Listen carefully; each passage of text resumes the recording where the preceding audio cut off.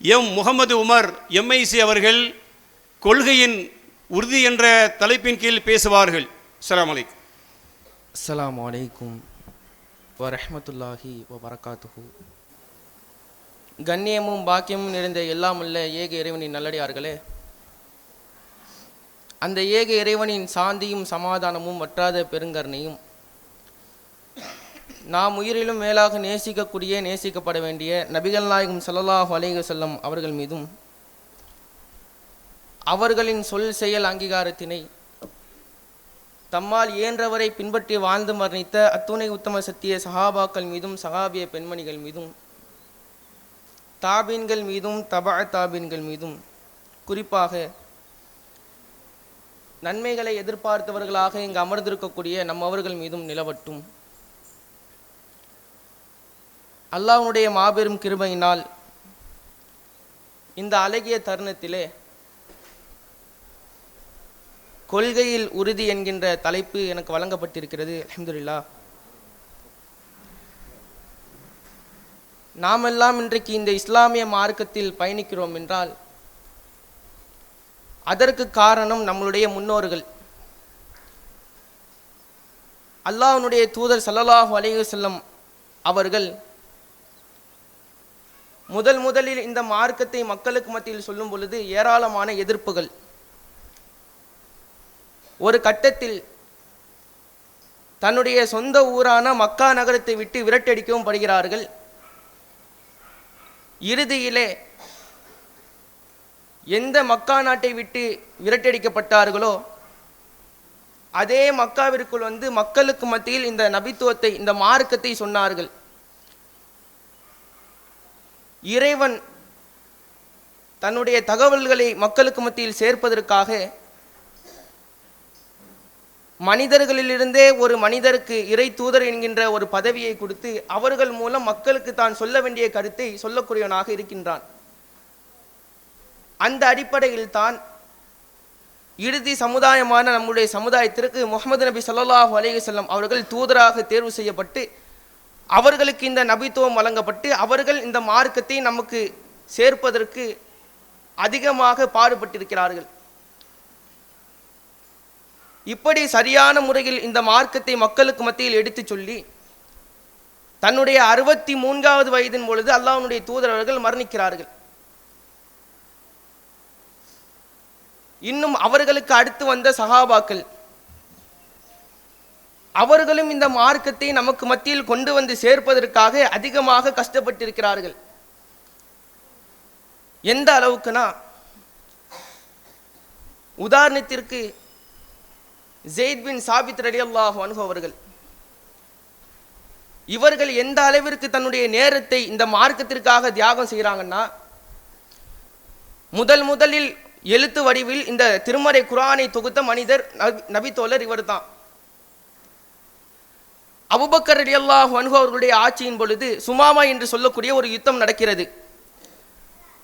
அந்த யுத்தத்தில் ஏராளமான காரிகள், குர்ஆனை முழுமையாக மனனம் செய்த காரிகள் எல்லாம் கொல்லப்படுகிறார்கள். இதே நிலை தொடர்ந்து கொண்டிருந்தால் குர்ஆனை முழுமையாக மனனம் செய்தவர்கள் ஒருவர் கூட இருந்திட மாட்டாங்க. நம்மை இந்த குர்ஆனை எழுத்து வடிவில் மக்களுக்கு மத்தியில் கொண்டு போய் சேர்க்க வேண்டும் என்கின்ற ஒரு நோக்கத்தில் உமர் ரலியல்லாஹு அன்ஹு அவர்கள் இந்த ஆலோசனையை செய்கிறாங்க. இந்த திருமறை குர்ஆனை எழுத்து வடிவில் தொகுக்கக்கூடிய ஒரு பொறுப்பு ஸெய்த் பின் சாபித் ரலியல்லாஹு அன்ஹு அவர்களுக்கு வழங்கப்படுகிறது.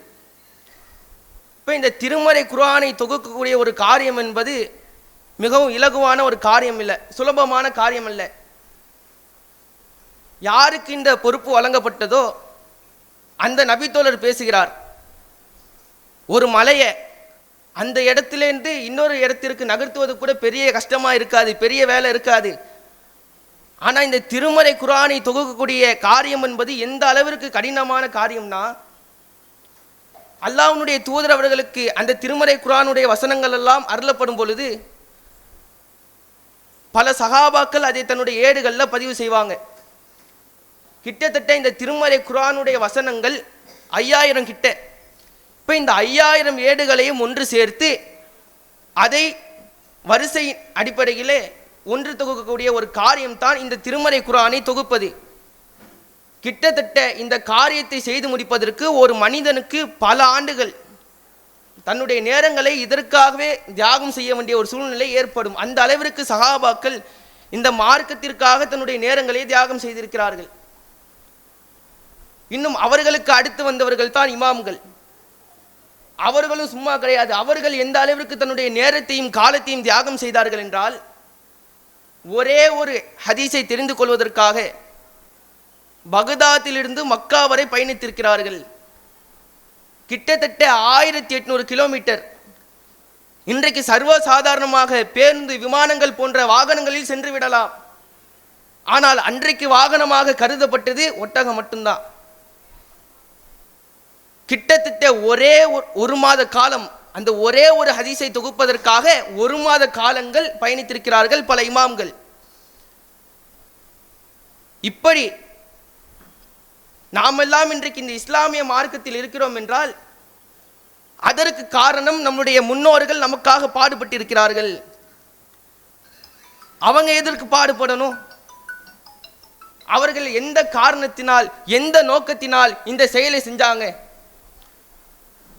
நமக்கு அடுத்து வரக்கூடிய நம்முடைய சந்ததிகள் நல்லா இருக்கணும், அவர்கள் நேர்வழி பெற வேண்டும், அவர்கள் இந்த கொள்கையிலே உறுதியாக இருக்க வேண்டும் என்பதற்காகத்தான் நம்முடைய முன்னோர்கள் நமக்காக பாடுபட்டிருக்கிறார்கள். ஆனா இன்னைக்கு நம்ம எந்த அளவுக்கு இந்த கொள்கையில உறுதியா இருக்கோம்? பொதுவாகவே இந்த உறுதிங்கிற ஒரு நற்குணம் ஒரு மனிதனுக்கு எந்த அளவுக்கு முக்கியமானது? இப்போ ஒருத்தனை நம்பி ஒரு பொறுப்பை நம்ம ஒப்படைக்கிறோம். ஒருத்தன் ஒரு கடையில வேலை பார்க்க போறான்னு வச்சுக்கோங்க. அவனிடத்துல நம்ம கேட்போம், உன்னை நம்பி இந்த பொறுப்பை கொடுத்தா நீ இந்த வேலையில கரெக்டா இருப்பியா? அப்ப யாருடைய கையில் இந்த பொறுப்பு ஒப்படைக்கப்படுகிறதோ அவன், இல்லை என்னால முடிஞ்ச அளவு நான் ட்ரை பண்றேன், வருதான்னு பார்ப்போம் அப்படின்னு சொன்னா அவனை நம்பி ஒரு பொறுப்பை ஒப்படைக்க தோணுமா? அதே மாதிரி நமக்கு பெண் குழந்தைகள் இருக்கிறாங்க. ஒருத்தன் பெண் கேட்டு வரான், அவனிடத்துல சில தகவல்களை கேட்போம்ல. நீ எத்தனாவது வரையும் படிச்சிருக்க? நான் ஏதோ படிச்சிருக்கேன். சரி, காலேஜெலாம் ஒழுங்கா படிச்சிருக்கியா? உனக்குன்னு பல டிகிரி இருக்கா? ஏதோ இருக்குது. என் பொண்ணை நம்பி உன்கிட்ட கொடுத்தா நீ நல்லா பார்த்துப்பியா? ஏதோ பார்த்துப்பேன். இப்படிங்கிற ஒரு உறுதிப்பாடு இல்லை என்றால் அவனிடத்தில் நம்முடைய பெண்ணை கொடுப்பதற்கு மனசு வருமா? ஒரு மனிதனுக்கு, ஒரு மனிதனை நாம் நம்ப வேண்டும் என்றால் அதற்கு அடிப்படையாக அவனுடைய உறுதி என்பது அவனுக்கு மிக மிக முக்கியமான ஒன்று. எப்படி இந்த உலகத்தில் இந்த உறுதிங்கிறது ஒரு மிகப்பெரிய அளவில் பார்க்கப்படுகிறதோ அதே போன்று தான் இந்த மார்க்கத்தை பொறுத்தவரையிலே இஸ்லாமியர்களாக இருக்கக்கூடிய அனைவருக்குமே ஒரு இலக்கு இந்த உலகத்தில் இருக்கிறது. நாம் இந்த உலகத்தில் அல்லாஹ்வும் அல்லாஹ்வுடைய தூதர் அவர்கள் காட்டி தந்த அடிப்படையில் வாழ்ந்து நாளை மறுமையிலே நமக்காக இறைவன் தயாரித்து வைத்திருக்கக்கூடிய அந்த சொர்க்கத்தில் நுழைய வேண்டும் என்கின்ற ஒரு ஆசை அனைவருக்கும் இருக்கின்றது. அப்படி நாம் நாளை மறுமையில் வெற்றி பெற வேண்டும் என்றால் அதற்கு இந்த உலகத்தில் நாம் கொள்கையில உறுதியாக இருக்கணும். ஆனா இன்னைக்கு நாம் எந்த அளவிற்கு இந்த கொள்கையில் உறுதியாக இருக்கின்றோம்? இன்றைக்கு பல தருணங்களில் நாம் நம்மளுடைய கொள்கையின் உறுதியை இழக்கக்கூடியவர்களாக இருக்கின்றோம். அதுல ஒரு காரணம் நம்மளுடைய உறவினர்கள். நம்மளுடைய உறவினர்கள் மார்க்கத்திற்கு முரணான ஒரு காரியத்தை செய்கிறாங்களா, அல்லாஹ்வுடைய தூதரவர்களுக்கு மாறுபட்ட ஒரு காரியத்தை செய்கிறார்களா, அந்த நேரத்தில் அதிகமான மக்கள் அவர்களுக்கு துணை நிற்கக்கூடியவர்களாகத்தான் இன்றைக்கு நாம் இருக்கின்றோம். இன்றைக்கு ஒரு இடத்துல ஆடம்பரமான திருமணம் நடக்குது. அல்லாஹ்வுடைய தூதர் அவர்கள் இந்த திருமணம் செய்யக்கூடிய முறையை எவ்வாறு கற்றுக் கொடுத்தார்கள்? உங்களால் எந்த அளவிற்கு மிகவும் இலகிய முறையில் இலகுவாக இந்த திருமணத்தை முடிக்க முடியுமோ அந்த அளவிற்கு நீங்கள் எளிய முறையில் இந்த திருமணத்தை நடத்துங்கள் என்று சொல்லியிருக்கிறார்கள். ஆனா இன்னைக்கு பல இடங்களில் ஆடம்பரமான திருமணங்கள் நடக்கின்றது. திருமணம் என்ற பெயரிலே பல அனாச்சாரமான காரியங்கள் நடக்கின்றது. அதிகமானவங்க அந்த திருமணத்தில் போயிட்டு கலந்துக்கிறாங்க. கலந்து கொண்டவங்கள்ட்ட நீங்க எதற்காக இந்த திருமணத்தில் கலந்துக்கிறீங்க? அல்லாஹ்வுடைய தூதர் அவர்களுடைய சொல்லிற்கு மாற்றமான முறையிலே இந்த திருமணம் நடக்குது. இந்த திருமணத்தில் நாம் கலந்து கொள்ளக்கூடாது, நீங்கள் கலந்து கொள்ளக்கூடாது என்று நாம் சொன்னால் அவர்கள் சொல்லக்கூடிய வார்த்தை என்ன? திருமணம் என்ன நாலாவது மனுஷனுக்கா நடக்குது? பக்கத்து வீட்டுக்காரனுக்கா நடக்குது? என்னுடைய உற்றார் உறவினர்களுக்கு தானே நடக்குது. என்னுடைய குடும்பத்தில் ஒரு நற்காரியம் நடக்கிறது என்றால் அந்த நேரத்தில் நான் இல்லைன்னா எப்படி இருக்கும்? அப்படி இருக்கக்கூடாது தானே. ஒருத்தன் மார்க்கத்திற்கு முரணான ஒரு காரியத்தை செய்கிறான்னு தெரியுது, இருந்தாலும் எனக்கு மார்க்கம் எல்லாம் முக்கியம் இல்லை, எனக்கு உறவு தான் முக்கியம் என்று இன்றைக்கு பல பேர் இது போன்ற காரியங்களில் ஈடுபடக்கூடியவர்களாக இருக்கிறார்கள். இன்னும் ஒருவனுக்கு சோதனை என்று ஒன்று வந்தது என்றால் அந்த நேரத்தில் தன்னுடைய கொள்கை உறுதியை இழக்கின்றான். இறைவன் ஒரு மனிதனுக்கு பல கோணத்தில் இந்த சோதனைகளை கொடுப்பான். ஆனால் அதையெல்லாம் பொறுத்து கொள்ளாமல் இன்றைக்கு எவ்வளவோ பேர் தன்னுடைய கொள்கையின் உறுதியை இழந்து தன்னுடைய இறைவனை பலதரப்பட்ட வார்த்தைகளால் ஏசக்கூடியவர்களாகவும் திட்டக்கூடியவர்களாகவும் இருக்கிறார்கள். இப்படி பல தருணங்களில் இஸ்லாமியர்களாக இருக்கக்கூடிய நாம் நம்முடைய கொள்கையின் உறுதியை இழக்கக்கூடியவர்களாக இருக்கின்றோம். கொள்கையின் உறுதினா எப்படி இருக்கணும் தெரியுமா? அன்றைக்கு வாழ்ந்த சகாபாக்கள், சகாபிய பெண்மணிகள், பல நபிமார்கள் நமக்கு ஒரு அழகிய முன்மாதிரியாக இருக்கிறார்கள். அதற்கு ஒரு முன்னுதாரணம் சஅத் பின் அபி வக்காஸ் ரலியல்லாஹு அன்ஹு அவர்கள்.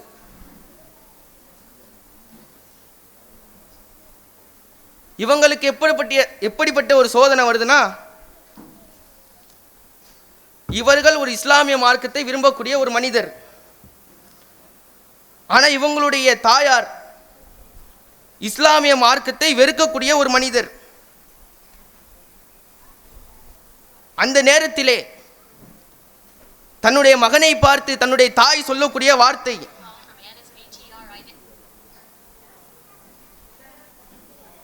நீ மட்டும் இந்த இஸ்லாமிய மார்க்கத்திலிருந்து வெளியே வரலனா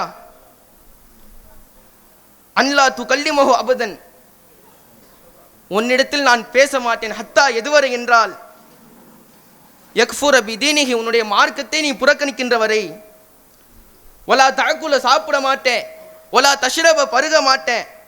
நீ எப்போது இந்த மார்க்கத்தை விட்டு வருகின்றாயோ அப்போது தான் உன்னிடத்தில் நான் எப்போதும் போல பேசுவேன், ஒழுங்கான முறையில் சாப்பிடுவேன், ஒழுங்கான முறையில் பருகுவேன் என்று தன்னுடைய தாயார் தன்னுடைய மகனை பார்த்து சொல்கிறார்கள்.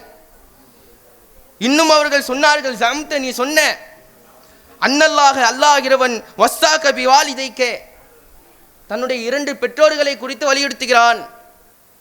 உன்னுடைய பெற்றோர்களுக்கு நன்மை செய்ய வேண்டும் என்று உன்னுடைய இறைவன் சொல்கின்றானே, ஆனா உம்முக்க, நான் உன்னுடைய தாய்,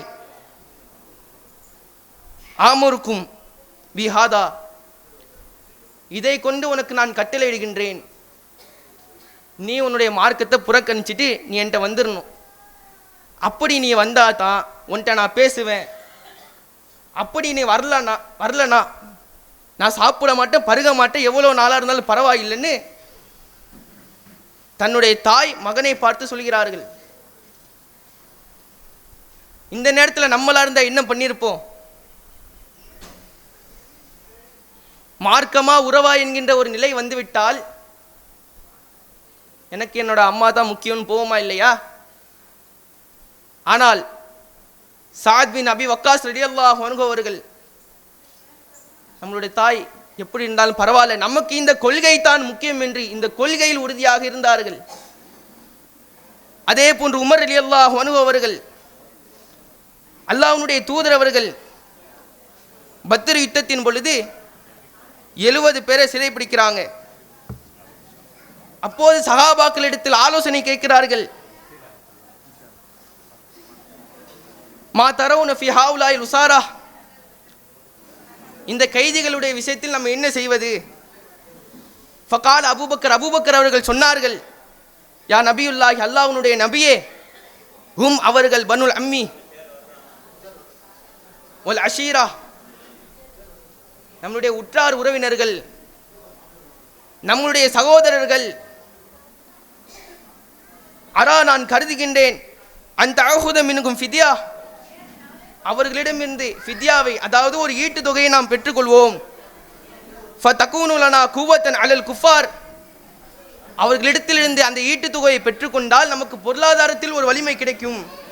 வஅஸல்லாஹு அய்ஹதியஹுமுல் இஸ்லாம், அவர்களை நாம் இடிவித்து விட்டால் இறைவன் வருங்காலத்தில் அவர்களுக்கு இந்த இஸ்லாமிய மார்க்கத்திற்கு வழிகாட்டுவான், அவர்களை நாம் விட்டு விடுவோம். அபூபக்கர் ரலியல்லாஹு அன்ஹு அவர்கள் ஆலோசனை சொல்கிறார்கள்.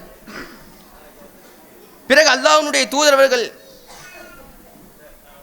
மாத்தரா யா இப்னு ஹத்தாபுனுடைய மகனே உமர் ரலியல்லாஹு அன்ஹு அவர்களை பார்த்து கேட்கிறார்கள், உமரே நீங்கள் என்ன கருதுறீங்க?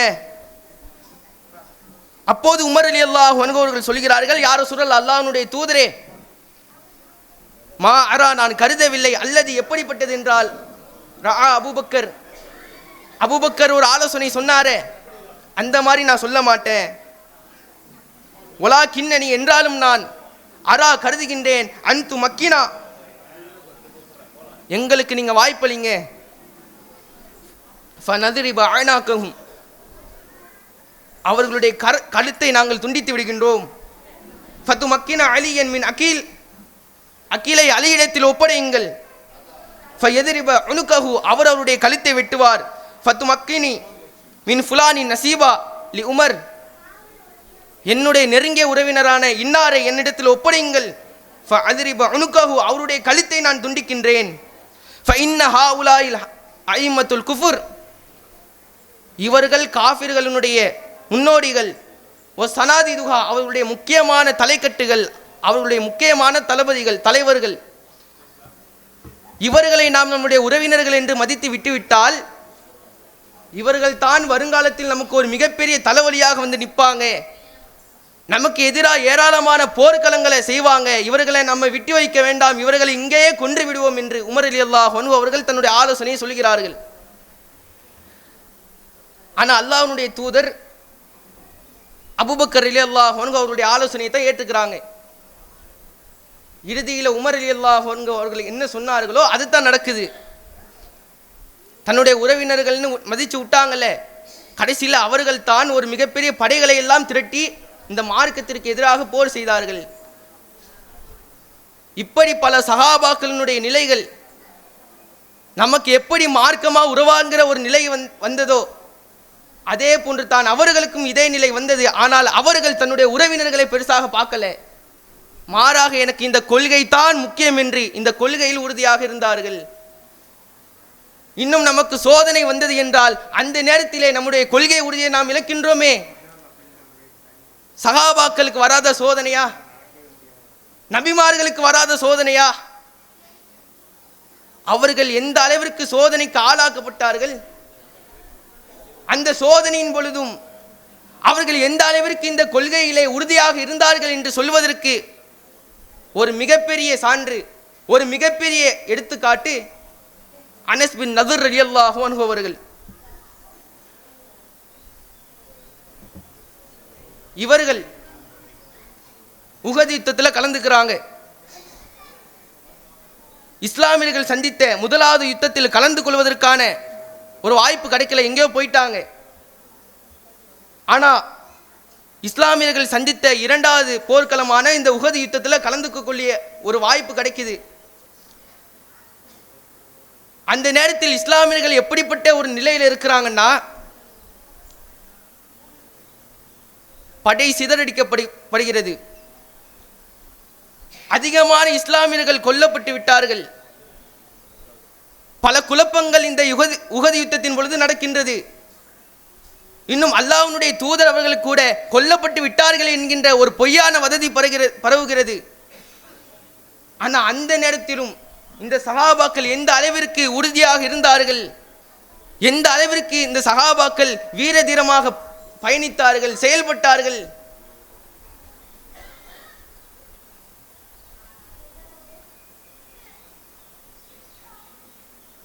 அனஸ் பின் நதுர் ரலியல்லாஹு அன்ஹு அவர்கள் மக்கள் எல்லாம் ஓடிக்கொண்டிருக்கக்கூடிய நேரத்தில் முன்னாடி எதிரிகளை நோக்கி போறாங்க. அப்போது சஅத் பின் முஆத் ரலியல்லாஹு அன்ஹு அவர்களை பார்க்கிறார்கள். அவர்களிடத்தில், யா சஅத் இப்னு முஆத், சஅத் இப்னு முஆதே, அல் ஜன்னா, நான் இந்த சொர்க்கத்தை விரும்புகின்றேன். ஒரு ரப்பின் நதர், நதரினுடைய இறைவன் மீது சத்தியமாக, இன்னி நான் அஜிது ரீஹஹா மின் தூனி உஹத், சொர்க்கத்தினுடைய வாடையை நான் இந்த உஹது மலையில நுகர்றேன். அந்த நேரத்திலே எதிரிகள் முன்னோக்கி வந்து கொண்டிருக்கக்கூடிய நேரத்தில் அனஸ் பின் நதர் ரலியல்லாஹு அன்ஹு அவர்கள் எதிரிகளை முன்னோக்கி சென்று போர் செய்கிறார்கள், கொல்லப்படுகிறார்கள். அது எப்படிப்பட்ட நிலையில் இருந்தாங்க? வாளால் வெட்டப்பட்டும், அன்புகளால் துளைக்கப்பட்டும், ஈட்டியால் குத்தப்பட்டும் 80க்கும் அதிகமான காயங்கள். அவர்களுடைய உடல் எதிரிகளால் சிதைக்கப்படுகிறது. ஒரு தாட்டி வெட்டு வாங்கினத்தோட படுத்துறது கிடையாது. தன்னுடைய உடலில் எந்த அளவிற்கு உயிர் இருக்கிறதோ, எந்த அளவிற்கு முயற்சி செய்ய முடியுமோ அந்த அளவிற்கு எழுந்து எழுந்து மீண்டும் மீண்டும் போர் செய்வார்கள். அப்படி போர் செய்து 80க்கும் அதிகமான காயங்கள். அவர்களுடைய சகோதரி சொல்றாங்க, அவங்களுடைய சகோதரி தான் என்ன பண்றாங்க, அவங்கள கண்டுபிடிக்கிறாங்க, அதுவும் விரல் நுனையை வைத்து தான். இந்த அளவிற்கு அந்த போரின் பொழுது ஒரு சோதனை வந்தது. அந்த சோதனையின் பொழுது சஹாபாக்கள் எந்த அளவிற்கு செயல்பட்டார்கள். இன்னும் நபி இப்ராஹிம் அலைஹிஸ்ஸலாம் அவர்கள் இவர்களை சோதனைக்கு சொந்தக்காரர் என்று சொல்லலாம். இறைவன் அதிகமான சோதனைகளை நபி இப்ராஹிம் அலைஹிஸ்ஸலாம் அவர்களுக்கு கொடுத்தான்.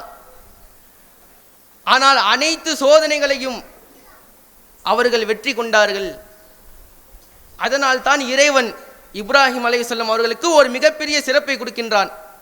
இத்தகதல்லாஹ இப்ராஹிம ஹலீலா, இறைவன் நபி இப்ராஹிம் அலைஹிஸ்ஸலாம் அவர்களை தன்னுடைய உற்ற தோழராக எடுத்துக்கொண்டான். எந்த நபிமார்களுக்கும் வழங்கப்படாத ஒரு சிறப்பு நபி இப்ராஹிம் அலைஹிஸ்ஸலாம் அவர்களுக்கு வழங்கப்படுகிறது. அவ்வளவு சோதனை. எதனால? இந்த மார்க்கத்தை மக்களுக்கு மத்தியில் கொண்டு போய் சேர்த்தனால. இப்ராஹிம் அலைஹிஸ்ஸலாம் அவர்களுக்கு இந்த மார்க்கம் வழங்கப்படுகிறது. அவர்கள் தன்னுடைய சமுதாயத்தை நேர்வழிப்படுத்த வேண்டும் என்கின்ற ஒரு நோக்கத்திலே தன்னை ஆட்சி செய்த ஆட்சியாளர் அவர்களிடத்தில் இந்த மார்க்கத்தை எடுத்து சொல்கிறார்கள், எதிர்ப்பு. பிறகு தன்னுடைய தந்தை இடத்திலேயாவது இந்த மார்க்கத்தை சொல்லுவோம், அவர்களாவது நம்மளுடைய நிலையை புரிந்து கொள்வார்கள் என்ற ஒரு எண்ணத்தில் தன்னுடைய தந்தையிடத்தில் இந்த சத்திய மார்க்கத்தை எடுத்து சொல்கிறார்கள். இறைவன் அதை தன்னுடைய திருமறை குர்ஆனில் சொல்லி காட்டுகின்றான். இது காலலி அபிகி யா அபத்தி, இப்ராஹிம் அலைஹிஸ்ஸலாம் அவர்கள் தன்னுடைய தந்தையை பார்த்து சொன்னார்கள், என்னுடைய அருமை தந்தையே, லிமா தஅபுது மா லா யஸ்மஉ வலா யுப்சிரு வலா யுக்ரினுக ஷைஆ, செவியற்காததையும் பார்க்காததையும் உங்களுக்கு சிறிதும் பயனளிக்காததை எதற்காக வணங்குகிறீர்கள்? யா அபத்தி, என்னுடைய அருமை தந்தையே, லா தஅபுது ஷைத்தான், ஷைத்தானை நீங்கள் வணங்காதீர்கள். ஷைத்தான் இறைவனுக்கு நன்றி கெட்டவனாக இருக்கின்றான், இறைவனுக்கு மாறு செய்பவனாக இருக்கின்றான். அவனுக்கு நீங்க கட்டுப்படாதீங்க. அவனுக்கு நீங்க கட்டுப்பட்டீங்கன்னா உங்களை நரகத்திற்கு அவன் கொண்டு போவான். நீங்க என்ன நம்புங்க, என்னுடைய மார்க்கத்தை நீங்கள் பின்பற்றுங்கள். நான் உங்களுக்கு எது சத்தியம் எது அசத்தியம் என்று எடுத்து சொல்றேன். உங்களுக்கு சொர்க்கத்திற்கு நான் வழியை காட்டுகிறேன் என்று இப்ராஹிம் அலைஹிஸ்ஸலாம் அவர்கள் தன்னுடைய தந்தையை பார்த்து சொன்னார்கள். ஆனால் தன்னுடைய தந்தை, நம்மளுடைய மகன் தான் இந்த சத்திய மார்க்கத்தை நமக்கு சொல்கிறானே, அவனே நம்ம பின்பற்றுவோம், அவன் நமக்கு சொர்க்கத்திற்கு வழி காட்டுவான் என்று இப்ராஹிம் அலைஹிஸ்ஸலாம் அவர்களுடைய மார்க்கத்தை ஏற்றுக்கொண்டார்களா? தன்னுடைய தந்தை மகன் என்று பாராமல் தன்னுடைய மகனை பார்த்து அவர்கள் சொன்ன வார்த்தை, நீ என்னுடைய சிலைகளை புறக்கணிக்கின்றாயா? நீ மட்டும் இங்கேருந்து போகலன்னா இல்லை அர்ஜு மன்னக்க உன்னை கல்லால் அடித்துக் கொள்வேன் வகுஜூர் நீ மலியா, காலமெல்லாம் என்னை விட்டு பிரிந்து விடு, என்னுடைய மூஞ்சிலே முழிச்சிராதுன்னு தன்னுடைய தந்தை மகனை பார்த்து சொல்கிறார். அல்லாவிற்காக அல்லாவிடமிருந்து வந்த சோதனை எப்படி கையாடல் செய்கிறாங்கன்னு பாருங்களேன். கால் அஸ்ஸலாமுன் அலைக்கும், உங்கள் மீது சலாம் உண்டாகட்டும். பிறகு தன்னுடைய சமுதாயத்தவர்களிடத்தில் இந்த சத்திய மார்க்கத்தை எடுத்து சொல்கிறார்கள். கால ஃபதஅபுதூன மின் துனில்லாஹி மா லா யன்ஃபஉக்கும் ஷைஅன் வ லா யதுர்ருக்கும், அல்லாஹ்வை இன்றி சிறிதும் நன்மையும் தீமையும் செய்வதற்கு சக்தி இல்லாதவற்றை வணங்குகிறீர்களா? உங்களுக்கும் உங்களுடைய சிலைகளுக்கும் அசிங்கம்தான் என்று தன்னுடைய சமுதாயத்தவர்களிடத்திலே அழகிய முறையில் இந்த மார்க்கத்தை எடுத்து சொன்னார்கள். ஆனால் பாவிகளான அவருடைய சமுதாயத்தவர்கள் செய்த காரியம், யார் நேர்வழி காட்ட வந்தாரோ அவரை கொல்வதற்கு முடிவு செய்கிறார்கள். நபி இப்ராஹிம் அலைஹிஸ்ஸலாம் அவர்களை கொல்வதற்காக நெருப்பு குண்டம் ஏற்பாடு செய்யப்படுகிறது. அந்த நெருப்பு குண்டத்தில் வீசப்படுகிறார். அந்த நேரத்திலும் நபி இப்ராஹிம் அலைஹிஸ்ஸலாம் அவர்கள் தன்னுடைய கொள்கையில் உறுதியாக இருந்தார்கள், தன்னுடைய இறைவனை சார்ந்திருந்தார்கள். இப்படி தன்னுடைய இறைவனை இவ்வளவு இக்கட்டான நிலையிலும் சார்ந்திருந்தனால இறைவன் அந்த நெருப்பை பார்த்து சொல்கின்றான், குல்னா யானார் குனி பர்தோ சலாமுன் அலா இப்ராஹிம், நெருப்பே நீர் இப்ராஹிமிற்கு ஏற்றவாறு குளிர்ச்சியாகும் எதமாகவும் மாறிவிடு. தன்னுடைய சமுதாயத்தவரால் தன்னுடைய தந்தையினால் இந்த மார்க்கத்தை எடுத்து சொன்ன காரணத்தினால் ஏராளமான சோதனைகள், அதையெல்லாம் பொறுத்து கொண்டார்கள். இவ்வளவு பெரிய வெற்றியை சந்திக்கின்றார்கள். இப்படி நமக்கு முன் வாழ்ந்த பல நபிமார்களாக இருக்கட்டும், பல நபி தோழர்களாக இருக்கட்டும், பல நபி தோழியர்களாக இருக்கட்டும், அவர்களுக்கும் இந்த சோதனை வந்தது, பல வேதனைகளை சந்தித்தார்கள். ஆனால் இந்த கொள்கையில் அவங்க உறுதியாக இருந்தாங்க. அதே மாதிரி தான் நம்மளும் நம்மளுடைய வாழ்க்கையில் இந்த கொள்கையில் எல்லா நேரத்திலும் உறுதியாக இருக்கணும். எவ்வளவு பெரிய சூழ்நிலையாக இருந்தாலும் சரி, இந்த கொள்கையில் நம்ம உறுதியாக இருக்கணும். அப்படி நாம் உறுதியாக இருந்தால்தான் நாளை மறுமையில் நம்மால் வெற்றி பெற முடியும். ஆனால் இன்னைக்கு நம்மளுடைய நிலை எப்படி இருக்குது? கொள்கையில் உறுதியாக இருக்கணும், சரி அது கூட வேணாம், முதல்ல நம்ம கொள்கையில் தான் இருக்கிறோமா? இன்றைக்கு எத்தனை பேர் காலைல ஃபஜ்ர் தொழுது இருக்கோம்? யோசிச்சு பாருங்க. இறைவன் நமக்கு கடமையாக்கி இருக்கக்கூடிய இந்த ஐவேளை தொழுகையை ஒழுங்கான முறையில் நம்ம தொழுகிறோமா? இந்த தொழுகைங்கிறது எந்த அளவுக்கு ஒரு முஸ்லீமுக்கு முக்கியம்? ஒரு முஸ்லீமுடைய அடையாளமே இந்த தொழுகத்தா. அல்லாஹ்வுடைய தூதரவர்கள் சொன்னார்கள், அல் அஹதுல்லதி பைனனா வ பைனஹு ஸலாத், ஒரு இறை மறுப்பாளனுக்கும் ஒரு இறை நம்பிக்கையாளருக்கும் மத்தியில் இருக்கக்கூடிய வித்தியாசம் என்னன்னு தெரியுமா? இந்த தொழுகை. ஃபமன் தரக்காக, யார் அதை விடுகிறாரோ ஃபக்கது கஃபரா, அவர் காஃபிராகி விட்டார் என்று அல்லாஹ்வுடைய தூதரவர்கள் சொல்லியிருக்கிறார்கள். ஒரு முஸ்லீமுடைய அடிப்படை தகுதியே இந்த தொழுகைத்தான். இந்த தொழுகை இல்லைன்னா அவன் முஸ்லீமா இருந்து எந்த ஒரு பிரயோஜனமும் இல்லை. தாடி வச்சவன் முஸ்லீம் கிடையாது, தொப்பி போட்டவன் முஸ்லீம் கிடையாது, ஜுப்பா போட்டவன் முஸ்லீம் கிடையாது. மாறாக அவனிடத்தில் இந்த தொழுகை இருக்க வேண்டும். அவன் இந்த வணக்க வழிபாடுகளில் ஒழுங்காக இருந்தால்தான் அவன் உண்மையான முஸ்லீம் என்கின்ற ஒரு தகுதியை அடைவதாக அல்லாஹ்வுடைய தூதர் அவர்களும் அல்லாஹ்வும் தன்னுடைய திருமறை குர்ஆன் வாயிலாக அழகிய முறையில் சொல்லியிருக்கிறார்கள். ஆனால் இன்னைக்கு நம்மளுடைய நிலை எப்படி இருக்குது? இந்த தொழுகையில் நம்ம எந்த அளவுக்கு உறுதியாக இருக்கிறோங்கிறத நம்ம தான் சிந்திச்சு பார்க்கணும். எதுக்கு தொலை வர மாட்டேங்கிறீங்க? அதற்கான காரணம் என்னன்னு கேட்டால் சிலர் சொல்கிறாங்க, ஃபஜர் தொலை வர்றதுக்கு காரணம் நான் தூங்கிட்டேன், லுகருக்கு ஏன் வரல, வீட்டு வேலை அதிகமாக இருந்துச்சு, அசர் தொழுகைக்கு ஏன் வரல அசதி, மகரிபுக்கு ஏன் வரல மறந்துட்டேன், இசாவுக்கு ஏன் வரல வீட்டு வேலை அதிகமாக இருந்துச்சு, அதனால தான் என்னால் ஒழுங்கான முறையில் இந்த தொழுகை நிலைநாட்ட முடியலை. இன்னும் சிலர் சொல்லுகிறார்கள், எனக்கு வியாபாரம் தான் காரணம், தொழாமல் இருந்ததுக்கு வியாபாரத்தை ஒரு காரணமாக சொல்கிறாங்க. அடே, இறைவனுக்காக ஒரு நாளிற்கு 1 மணி நேரம் கூட ஒதுக்கவில்லை என்றால் நம்ம எந்த அளவிற்கு இந்த மார்க்கத்தில் இருக்கிறோங்கிறத நம்ம தான் சிந்திச்சு பார்க்கணும். எனவே கொள்கையில் உறுதியாக இருக்கக்கூடிய நிலையாக இருந்தாலும் சரி, சில வணக்க வழிபாடுகளில் உறுதியாக இருக்கக்கூடிய நிலைகளாக இருந்தாலும் சரி, எல்லா இதுலேயும் நம்ம பர்ஃபெக்டாக ஒரு ஒழுங்கான முறையில் பேணி வாழ்ந்தால் மட்டும்தான் நாளை மறுமையில் நம்மால் சொர்க்கம் நுழைய முடியும்.